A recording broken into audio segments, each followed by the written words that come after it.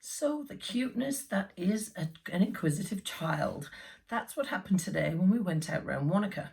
Now I've covered about the same distance as I did yesterday in the chair, around about 3 kilometres.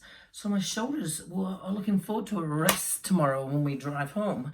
But we were in an outdoor shop and I was sitting in the chair with my leg on the stump rest. As normal, Mark was looking, I forget what he was looking for something. And there was a guy with his young daughter were in the shop as well. Now the kid looked maybe 3, perhaps 4. And I could see her staring at me and staring at the leg. She looked at me for quite a while and she was looking quite puzzled. So I decided to ignore her, not make it obvious that I knew she was staring. And then she said, "Excuse me." And the father was behind me, right? And I could hear his reaction. I couldn't see it. So the wee girl's standing in front of me and she says, "What happened to your foot?" Now behind me, the dad goes, I could hear his horror of the fact that she'd even asked this question. But I was looking for an opportunity to use my next line. So I thought, well, here it is. So I said, "I lost it because my broomstick ran out of juice." And she looked at me sort of puzzled and went and hid behind her father's leg. And then we had a conversation, me and her dad, and about he's terribly sorry that she'd come out and ask me the question. I said, "All right, it's all right, completely all right." And we had a conversation about what had happened. He asked me what actually happened, so I told him. And interestingly enough, he had had a similar trouble with his femoral artery, and he showed me some scars on his legs from ulcers that he couldn't get rid of, and it took them a while to actually figure it out, but they actually managed to fix his problem and save his leg. So it was a really interesting little conversation just from a little innocent child saying, "What happened to your foot?"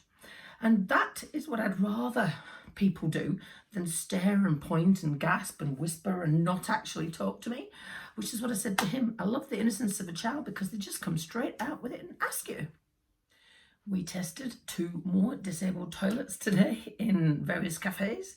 Now, the first one, it was quite amusing. The first one, it was a strange toilet arrangement, and the disabled toilet was in use. Now, I sat for a while, came out, went in, came out, went in. And I said to the people I was with, "What's the bet that the person in there is not actually disabled? You should go and sit in the corridor and wait outside the room for them." So that's what I did. I sat outside the toilet door in the toilet corridor and waited for the person to come out and said nothing. And it was a bloke, perfectly able-bodied bloke, had been using it. And you should have seen his face when he came out. He looked ever so guilty. "Oh, I'm sorry. Anyway, I went in and they had baby changing table in there, in this toilet. But it meant that I couldn't turn around and couldn't get out. So I had a look at it and I was able to fold it up.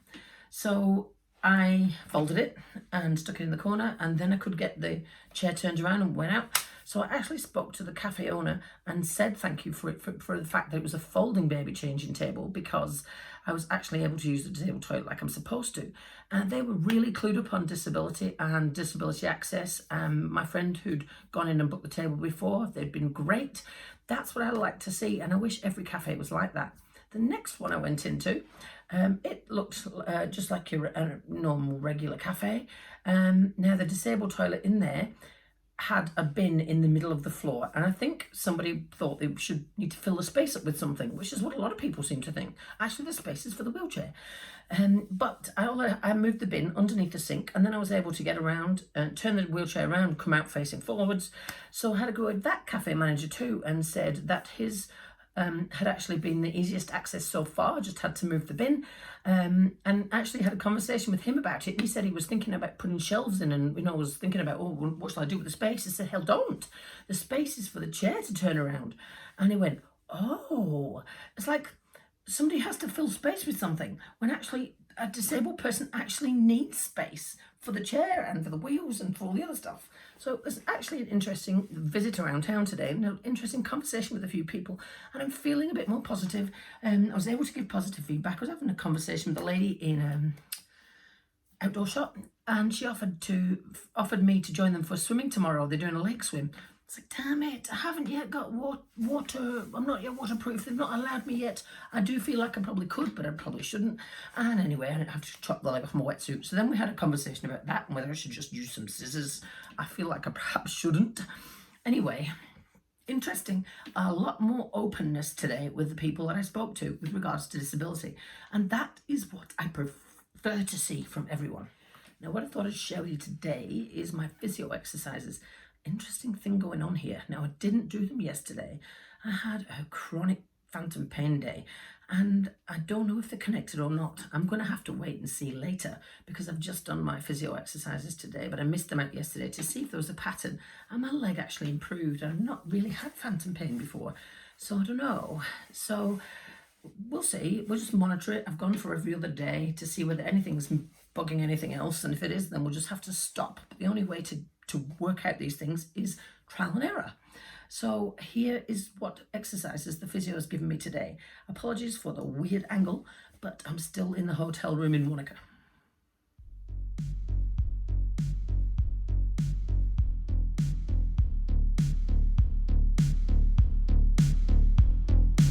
We had to start thinking about prosthetic leg clothing. Now, I was having a conversation with somebody yesterday who'd been to talk with Mark Inglis, and he said he always wears shorts because he often has to take his leg off to rest it, change it, alter it, whatever, and who wants to see him drop in his pants all the time? Now, I thought that's a really ingenious idea, and I haven't yet sorted out what I'm going to do with the cuff part of my trousers, because these trousers are reasonably loose, but they have a cuff on the end, and I've got it folded in and stapled at the moment, or pinned, but I'm not really sure what I'm going to do with it. When I get a prosthetic leg, I'll have to decide then. But I have got some pants in the meanwhile, which I thought might be absolutely perfect. So these ones are icebreaker, but the advantage of them is that they're 3/4 length and they're quite loose. So that means that they're just a little bit longer than my short leg, which means I'll be able to get a prosthetic leg on and off reasonably easily. And it means that I could wear them when I go for the fitting of the leg and all of that sort of thing, because you can take it on and off really easily. All these things you have to think of when you've got a leg. Who thought that it would even change your wardrobe? But it does. Now, I wanted to finish off by talking about crutches. Now, don't forget, I don't have a foot, but you can't see my legs down there. I look perfectly normal from this angle. However, if I was going to use one crutch, the left one is the one I always need for balance. I feel reasonably balanced without this right one. If you are looking at using crutches and you have a prosthetic leg or you have an amputation, I would suggest you start off by trying to balance with this side. Now, what I discovered was that for some reason, and I'm not sure what it is, it's habit, I end up doing this. So what I think it is that's what you would do if you actually had a foot that you had to lift off the floor. I don't, so I could actually just walk around like this. But then I noticed when you do this, it keeps your hip in position. So there's my hip. And when you put your leg down, there's a tendency to drop it down. Because you haven't got a foot on the floor, you have a tendency to do this, which would be the same as what I always say to people who've got glute and hip and TFL issues, pain down here, and that do a lot of standing up and you sort of lean on one side like that, on one foot. It would be the same if you haven't got a foot to stand on. So if you are on crutches, if you have got a foot injury, or if you actually are an amputee, I would suggest you work on balance with crutches, starting off with one on the side of your amputation, then put it on two, then make sure you don't actually need them, and make sure that your hips are level and that you're not doing this, because you'll give yourself all sorts of back and glute issues. What also will help with that is if you strengthen this glute as well, but you'll probably have to do a different set of exercises left and right side. So for now, what I'm doing to keep my hip in the same position is I'm keeping my leg cocked slightly, because it helps me to stay in the same position even if I don't need to. It stops me from dropping that hip, which keeps me square. So there you go. A nice useless piece of information, but you might find it interesting all the same, for if you've got a foot injury or if you're actually an amputee. But I'm getting used to these crutches, and I'm just waiting for the day that I can actually use them officially. At the moment, I'm having to use them to get to places I can't get to, like the bathroom in this hotel room, for example. But the rest of the time I am actually sitting in the chair. But honestly, I prefer it from this view because I'm not used to the 3-foot high view, to be frank. So that's a day full of positives. We like to turn things around, and we'll see you tomorrow. A little bit of fun for you.